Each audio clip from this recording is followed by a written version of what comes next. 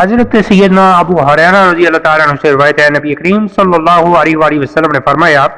کہ اس ذات کی قسم جس نے مجھے حق کے ساتھ مبعوث فرمایا ہے کہ جس نے یتیم پر رحم کیا اور اس کے ساتھ نرمی سے گفتگو کی اور اس کی یتیمی اور کمزوری پر رحم کھایا اور اللہ عز و جل کے دیے ہوئے مال سے اپنے پڑوسی پر فخر نہ کیا تو اللہ تعالیٰ قیامت کے دن اسے عذاب نہ دے گا۔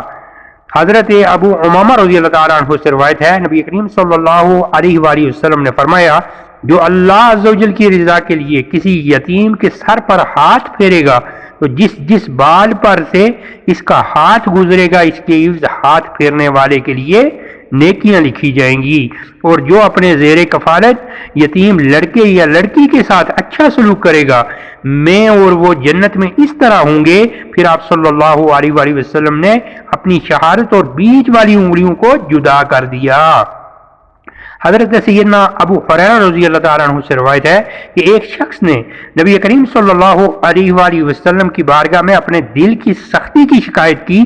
تو آپ صلی اللہ علیہ وسلم نے ارشاد فرمایا کہ کیا تو چاہتا ہے کہ تیرا دل نرم ہو جائے اور تیری حاجتیں پوری ہوں؟